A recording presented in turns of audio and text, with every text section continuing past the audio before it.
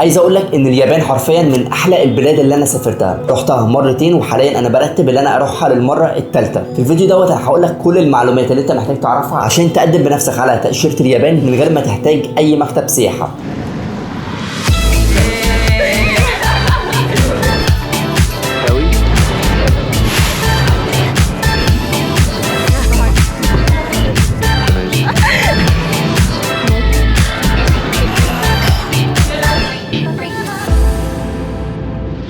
قبل ما نبتدي الفيديو انا عايز اقول لك ان انا عامل لك 5 فلوجات محطوطين مترتبين في بلاي ليست من اول ما وصلت اليابان لحد لما مشيت. الفيديوهات ديت هتكون جايد او دليل ليك تفهم منه الدنيا ماشيه ازاي في اليابان. في الفيديو دوت انا بتكلم بس على تاشيره اليابان سياحه، وبتكون مدتها 15 يوم سنجل انتري، والصلاحيه بتكون 3 شهور، يعني تقدر تسافر في خلال 3 شهور من اليوم اللي تم فيه اصدار التاشيره. عنوان السفاره 81 شارع كورنيش النيل المعادي. وعايز اقول لك ان انت بتحضر ورقك بتروح في اي يوم عادي جدا من ايام العمل الرسميه، والمواعيد من 9 ل2. لو انت مشيت على كل المعلومات اللي انا بقولها لك بالفيديو دوت بنسبه 70% هتعرف تاخد التاشيره. بتروح السفاره، بتقدم الباسبور بتاعك، بتقدم الورق، بيدوك QR كود، وبعد اسبوع بتدخل على الموقع الرسمي، ولو لقيت ان الكود بتاعك دوت موجود على الموقع يبقى معنى كده ان الباسبور بتاعك جاهز للاستلام. لو اخدت التاشيره مبروك عليك، بتدفع الفلوس. ما اخدتش التاشيره مش بتدفع اي حاجه خالص. سعر التاشيره النهارده 640 جنيه. عايز اقول لك ان كل المعلومات اللي انا هقول لك عليها هتلاقيها موجوده على موقع سفاره اليابان، فلازم تدخل بنفسك تتاكد من كل كلمه انا بقولها لك، عشان وارد جدا في اي وقت ان هو يحصل تعديلات او ابديتس للورق المطلوب. فيلا بينا دلوقتي هقول لك كل الورق اللي انت محتاج تسلمه في السفاره. اول حاجه طبعا جواز السفر وصور شخصيه، وجواز السفر دوت اللي انت بتاخد عليه الاستيكر بتاع تاشيره اليابان. تاني حاجه طلب تقديم التاشيره بتاع سفاره اليابان او الابلكيشن فورم، تقدر تنزله بكل سهوله من على موقع سفاره اليابان. وبرده لو كملت معايا لحد اخر الفيديو هقول لك بالتفصيل ازاي تملاه بنفسك. ثالث حاجه هو اثبات للوظيفه او HR ليتر اللي انت بتاخدها من الشركه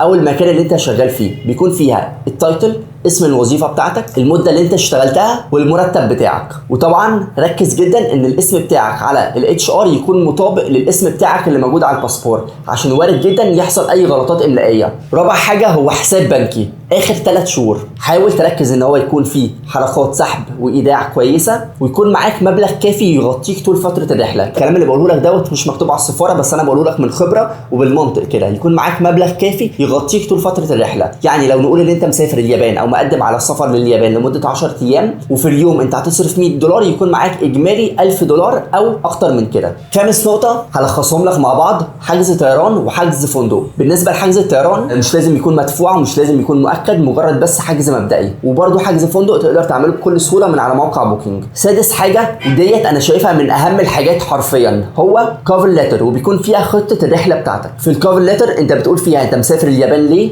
مسافر كام يوم، هتعمل ايه بالظبط. وفي خطه الرحله او الايتينري بتقول كل يوم انت هتعمل ايه. يعني على سبيل المثال اول يوم وصلت اليابان رحت الاوتيل جربت الاكل الياباني، تاني يوم بتستكشف طوكيو، خامس يوم رحت اوساكا، 10 يوم رجعت مصر، وهكذا. حاول تكون الدنيا منظمه ومظبوطه وبلاش اي رغي كتير. وبرده حاول تركز ان كل المعلومات اللي موجوده على الكفر بلان تكون مطابقه لحجز الطيران وحجز الفندق. يعني ما ينفعش في الكفر ليتر تقول ان انت مسافر اليوم الفلاني او هتوصل اليابان اليوم الفلاني وتذكره الطيران بتاعتك يوم تاني خالص، فدي لوحدها ممكن تسبب ان انت تترفض. فحاول تركز في كل المعلومات، في كل التفاصيل اللي انا بقولها لك، علشان تضمن ان انت تعرف تاخد التاشيره. وبرده زي ما بقول لك لازم تكون مرتب كويس، محضر كل حاجه بنفسك، مذاكر اللي انت عامله، علشان وارد جدا الموظف او الموظفه اللي موجودين في السفاره يبص على الورق بتاعك، يركز عليه، يقعد يسالك اسئله عشان يشوف فعلا انت مرتب لرحلتك، انت عامل مجهود ولا بس بتقدم وخلاص عشوائي. وعايز اقول لك برده لو تحب تشوف الكفر ليتر بتاعتي اللي انا قدمتها في سفاره اليابان، تقدر تبعت لي رساله على الانستجرام، هبعت لك الكفر ليتر والايتينري بتاعتي، تبص عليها تفهم الدنيا ماشيه ازاي، وتطبق نفس اللي انا عملته في الورقه بتاعتي في الورق بتاعك. اوعى تاخد كوبي بيست. عايز اقول لك ان الناس في السفاره عندهم خبره كبيره جدا، ابذل مجهود وبس مجرد بص على الورق عشان تفهم الدنيا ماشيه ازاي. بس كده. دلوقتي هقول لك ازاي تملأ الابلكيشن فورم بنفسك. اول حاجه السورنيم. السورنيم دوت هو اخر اسم موجود عندك في الباسبور، او خلي بالك دوت مش اسم الجد عشان في ناس كتير بتتلخبط. الجيفن نيم والميدل نيم. الجيفن نيم ده اول اسم ليك، الميدل نيم ده اللي هو ما بين اول اسم واخر اسم، يعني حط اسمك كامل اللي مكتوب في الباسبور. اذر نيم دوت سيبها فاضيه، لو ليك اسم لقب ممكن تحطه. date of birth تاريخ الميلاد. place of birth مكان الميلاد. sex ميل او فيميل. الماريتال ستاتس single اعزب ولا متزوج ولا مطلق ولا ايا كان. السيتيزنشيب او الناشوناليتي مصري، او اكتب الدوله اللي انت اتولدت فيها او اللي معاك جنسيه فيها. هنا بيقول لك لو معاك جنسيات مختلفه. هنا بيقول لك الاي دي نمبر اللي هو جاي من الجفرمنت بتاعتك، اللي هو رقم البطاقه بتاعك. باسبور تايب، نوع الباسبور بتاعك في الغالب هيكون اوردينري اللي هو باسبور عادي. باسبور نمبر، رقم الباسبور بتاعك. ديت اوف ايشو، تاريخ اصدار الباسبور وتاريخ انتهاء الباسبور.